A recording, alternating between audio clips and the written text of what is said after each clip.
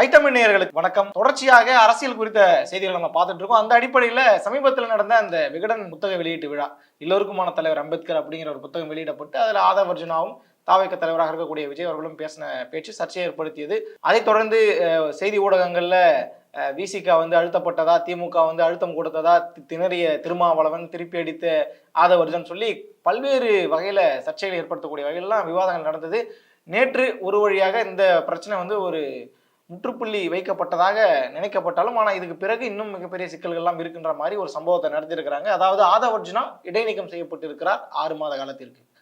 அந்த இடைநீக்கம் செய்யப்பட்ட அறிவிப்புல இதுவரைக்கும் திருமாவளவன் அந்த மாதிரி அறிக்கை கொடுத்து நம்ம பார்த்ததில்லை. ஆனால் ஒரு 6 பாயிண்ட்ல அந்த ஒழுங்கு நடவடிக்கை பற்றி அவர் சொல்றாரு. முதல்ல குறிப்பாக கட்சியின் நலன்களுக்கு பாதிப்பை ஏற்படுத்தும் வகையில் செயல்பட்டு வருகிறார் அப்படிங்கிற மாதிரி ஒரு விஷயத்தை குறிப்பிட்டிருக்காரு.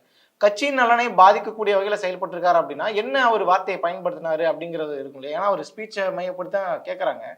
ஆட்சியிலும் அதிகாரத்திலும் பங்கு அப்படிங்கிற ஒரு விஷயத்த பேசுறது கட்சிக்கு பாதிப்பு ஏற்படுத்துமா அப்படிங்கிற சந்தேகம் நமக்கு இருக்கு. விசிகாவினருக்கு இருக்கா என்னன்றது எனக்கு தெரியல.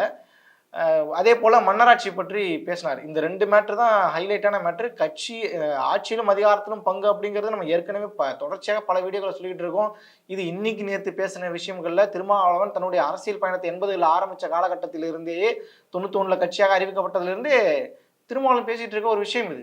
தொடர்ச்சியாக விசிகாவில் இருக்கக்கூடிய முக்கிய தலைவர்கள் பேசிட்டு இருக்கக்கூடிய ஒரு விஷயம் இது. அதை பேசினாரு அப்படிங்கிறது கட்சிக்கு எப்படி பாதிப்பு ஏற்படுத்துன்றது தெரியல. ஒருவேளை இப்ப இருக்கக்கூடிய திமுகவினுடைய மனசு வலிக்கக்கூடாது அப்படிங்கிறதுக்காக திருமா அப்படி பேசினாரான்றது தெரியல. திருமா போன்ற அறிவார்ந்த தலைவர்கள் இப்படி வார்த்தையை பயன்படுத்தியிருக்காருன்னா நிச்சயமா காரணம் இருக்கும். ஆனா இந்த காரணம் அந்த விமர்சனத்துக்கு பொருத்தமானதான்றது நமக்கு தெரியல.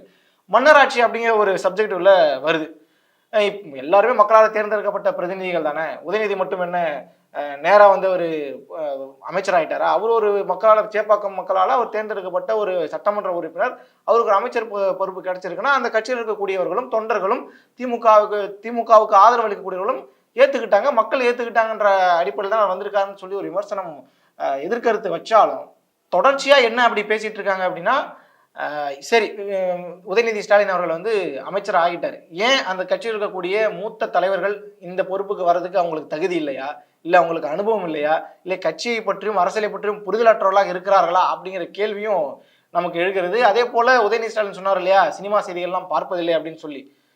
சினிமா செய்திகளை உதயநிதி அவர்கள் பார்ப்பதில்லை அப்படிங்கிறதே அது தவறான ஒரு விஷயம் தான். ஏன்னா அவருடைய கீழே அவர் ரெட் ஜெயின் மூவிஸ் நாங்கள் விலகிட்டோன்ற மாதிரி சில செய்திகள்லாம் வந்தது. இருந்தாலும் சினிமா துறையோடு சம்மந்தப்பட்ட ஒரு பிஸ்னஸ் அவர் பண்ணிட்டு இருக்க சமயத்தில் சினிமா செய்தியில பார்க்கலன்னா எப்படி அந்த பிஸ்னஸ் அவர் ரன் பண்ணுவார்ன்ற விமர்சனங்கள்லாம் எக்ஸ்தலத்தில் வச்சாங்க.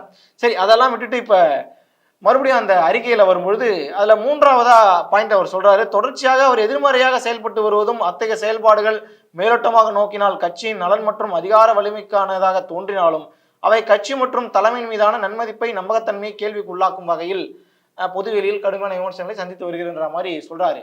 ஒட்டுமொத்தமா ஆட்சியிலும் அதிகாரத்திலும் பங்கு அப்படிங்கிற விஷயத்தை இப்போதைக்கு நீங்க கேட்காதீங்க. அது கேட்டீங்கன்னா எங்களுக்கு அவங்க சொல்றது போல மேலோட்டமா பார்க்கும்போது நல்லதா தெரிஞ்சாலும் கட்சியினுடைய நம்பகத்தன்மையை கெடுக்குது. ஏன்னா நம்ம பொறுப்பு பதவியெல்லாம் கேட்டு திமுக கிட்ட போனோம்னா நம்ம மேல இருக்கிற நன்மதிப்பு கெடுக்கப்பட்டு அது வேற மாதிரியான அரசியலுக்கு கொண்டு போய் நிறுத்திடும் அப்படிங்கிற மாதிரி சொல்றாரோ அப்படிங்கிற சந்தேகம் நமக்கு இருக்கு. அதே போல தவறான முன்மாதிரியாக அமைந்துவிடும் சொல்லி அடுத்த பாயிண்ட்ல திருமாவளவன் சொல்லியிருக்கிறார். இதுல என்ன தவறான முன்மாதிரி? ஆனா இந்த விஷயத்துல நம்ம சில விஷயங்கள் நம்ம ஒரு கட்சியாக, ஒரு அரசியல் கட்சியாக பல சுமைகளை சுமந்து கொண்டிருக்கக்கூடிய அவருடைய பார்வையிலிருந்து அவருடைய கண்ணாடி வழியாக நம்ம பார்க்க வேண்டிய தேவையும் இருக்கு. ஒரு கட்சி இன்னைக்கு இருக்கக்கூடிய சூழல்ல ஒரு வெற்றி கூட்டணியோட இருந்துட்டு இருக்க சூழல்ல திடீர்னு அவங்களை பிரிச்சுட்டு போய் விஜய் அவர்களோட தாவேக அவர்களோட சேர்ப்பது என்பது அது ரொம்ப சீக்கிரமாவே எடுக்கக்கூடிய ஒரு முடிவாகத்தான் பார்க்கப்படுமே தவிர, ஏன்னா அவருடைய வாக்கு சதவீதம் எவ்வளோ, வாக்கு வங்கி எவ்வளவு இருக்கு, மக்களுடைய ஆதரவு எப்படிப்பட்டதாக இருக்குன்னு சொல்லி பல விஷயங்கள் எல்லாம் இருக்கு. அதையெல்லாம் இன்னும் நம்ம பார்க்கல. இன்னும் ஒரு தேர்தல் கூட நம்ம போட்டியிடாத பட்சத்துல உடனே போய் விசிகா கூட்டணியில் போய் சேருங்க அப்படின்னு சொல்றது ஒரு அரசியல் அனுபவமற்ற அரசியல் முதிர்ச்சியற்ற ஒரு விஷயமாகத்தான் பார்க்கப்படும். ஆனால் தவறான முன்மாதிரி அப்படிங்கிறத எதை மையப்படுத்தி சொல்றாருன்றது அதுல நமக்கு தெரியல. கட்சியில எல்லாருமே ஒரு கருத்துல இருக்கும்போது ஆதவ அர்ஜுனா மட்டும் மேல போயிட்டு மன்னராட்சின்னு பேசுறது, அதிகாரத்துல பங்கு கேட்கறது, அதிகாரத்துக்கு வருவோன்னு பேசுறதெல்லாம் சரியா அப்படிங்கிற ஒரு பாயிண்ட் ஆஃப் வியூல அவர் கேட்கிறாரான்றது தெரியல. தவறான முன்மாதிரி அப்படிங்கிறத எப்படி இதை புரிஞ்சுக்கிறதுன்ற விளக்கத்தையும் சம்பந்தப்பட்ட விசிகாவினர் தான் நமக்கு கொடுக்கணும். அதே போல ஆதவர்ஜுனா அவர்கள் கட்சியிலிருந்து 6 மாத காலத்துக்கு இடைநீக்கம் செய்யப்படுவார்ன்ற ஒரு அறிவிப்பு வெளியானதை தொடர்ந்து ஆதவர்ஜுனா இதுக்கு ஒரு அறிக்கையை வந்து கொடுக்குறாரு, அவருடைய எக்ஸ்தலத்திலே போடுறாரு. இதுக்கு இடைப்பட்ட டைம்ல அந்த உயர்மட்ட குழுவில் ஆதவர்ஜுனா கிட்ட விளக்கம் கேட்கல அப்படிங்கிற ஒரு செய்தியும் நமக்கு கிடைக்குது. அது எந்த அளவுக்கு சரியான செய்தி அப்படிங்கிறதையும் கூடுதலாக விசிகாவை சார்ந்தவர்கள் சேர்த்து சொல்லிட்டாங்கன்னா நல்லா இருக்கும்.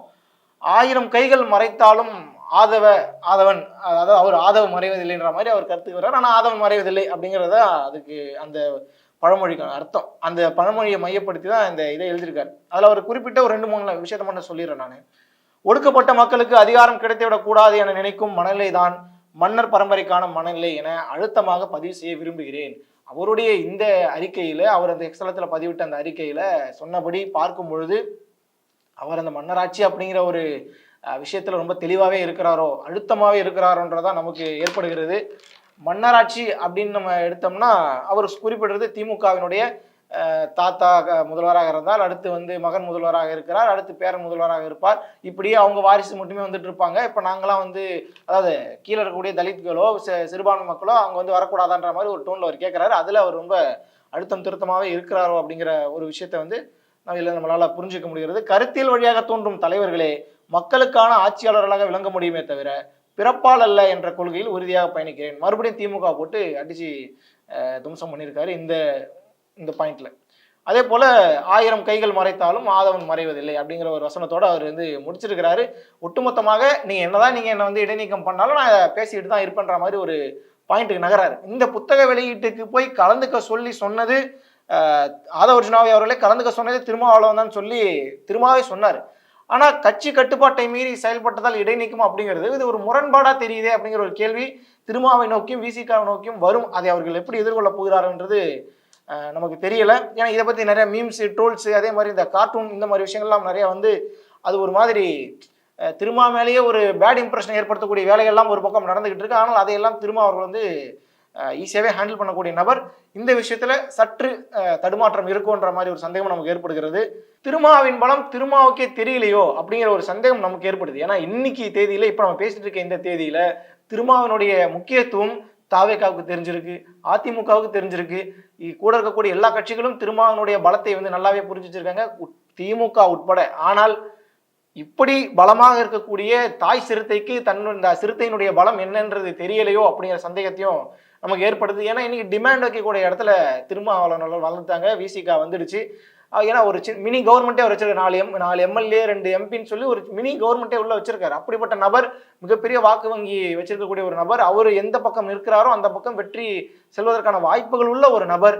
இன்னைக்கு வரைக்கும் திமுக அழுத்தம் கொடுக்கலன்னு சொன்னாலும் வெளியிருந்து வரக்கூடிய விமர்சனம் அப்படிதான் வருது. திமுகவின் அழுத்தத்தின் பேராலையும் முதல்வருடைய அழுத்தத்தின் பேராலையும் இப்படி செய்கிறாரோ அப்படிங்கிற சந்தேகத்தையும் நமக்கு ஏற்படுத்துகிறது. அவருடைய பலம் அவருக்கே தெரியலையோ அப்படிங்கிற ஒரு சந்தேகம் நமக்கு இருக்கு. ஏன்னா இந்த நம்ம இடைப்பட்ட இந்த 2-3 நாள்ல நமக்கு வந்த செவி வழியாக செய்தி என்ன அப்படின்னா, நீங்க ஆதவர்ஜுனாவை விளக்கவில்லை என்றால் உங்கள் கூட்டணியை வந்து முறிப்பதற்கு நாங்கள் வந்து தயாரா இருக்கோம், உங்களுடைய ஆதரவோட தான் நாங்கள் செயல்படுற அவசியம் இல்லை அப்படிங்கிற மாதிரி முதல்வர் தரப்பிலிருந்தும் திமுக தரப்பிலிருந்தும் திருமாவளவனுக்கு செய்தி வந்ததாக ஒரு செவிவழி செய்தி கேள்விப்பட முடிஞ்சது. அது எந்த அளவுக்கு உண்மைன்றது தெரியல. போக போக அதுவும் ஏன்னா காலம் எல்லாத்தையுமே காட்டி கொடுத்துரும் இல்லையா, அந்த மாதிரி காட்டி கொடுப்பதற்கான வாய்ப்பு இருக்கு. நம்ம அதையும் பார்க்கலாம். அதே போல ஆதவர்ஜுனா ஆட்சியிலும் அதிகாரத்திலும் பங்கு கேட்டார் அப்படிங்கிற செய்தி வந்த உடனேயே உதயநிதி அவர்களை விமர்சனம் செய்தார் என்ற அந்த விஷயம் வெளியே வந்த உடனேயே முதல் குரலாக விசிகாவில் இருக்கக்கூடியவர்கள், வன்னியரசு, அதே போல வந்து ஆளுர் ஷானவாஸ், அதே போல ரவிக்குமார், இவங்கெல்லாம் வந்து கடுமையாக ஆதவர்ஜுனா வந்து கண்டிச்சாங்க. இந்த மாதிரி பேசக்கூடாது, இது கட்சியின் கட்டுப்பாட்டை மீறி செயல்படக்கூடாதுன்ற மாதிரி சில விஷயங்கள் சொன்னாங்க. ஆனா 2026 முதல்வர் வேட்பாளர் திருமா அப்படின்னு வன்னியரசு அவர்களே பேசியிருக்காரு.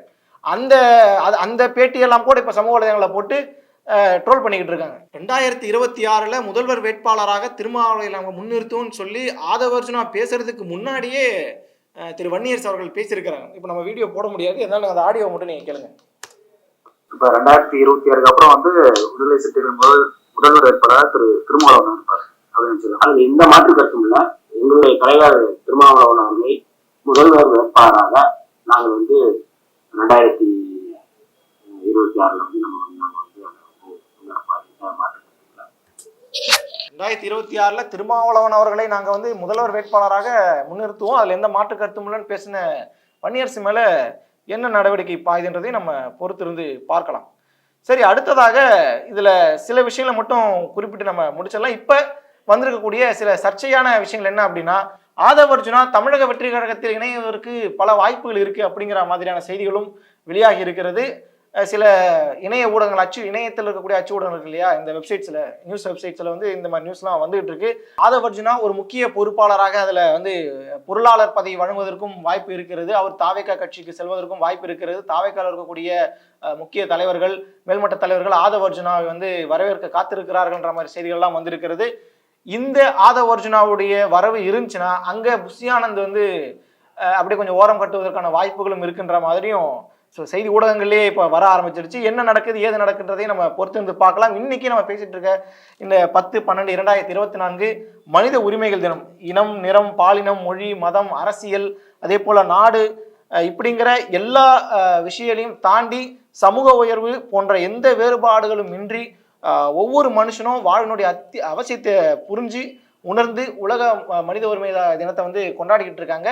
மேல சொன்னது வந்து இந்த உரிமை சார்ந்த ஒரு விஷயம் தான். அரசியல்ல எங்களுக்கு ஒரு அங்கீகாரம் வேணும், எங்களுக்கு ஒரு அதிகாரத்துக்கு நாங்கள் வரணும்னு சொன்ன விஷயம் தான் இன்னைக்கு மனித உரிமைகள் தினமாக இருக்கிறது. இதைத்தான் ஆதவ் அர்ஜுனா கேட்டிருப்பாரோ என்னவோ தெரியல.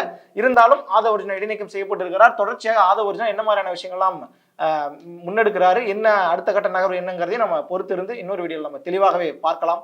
நன்றி.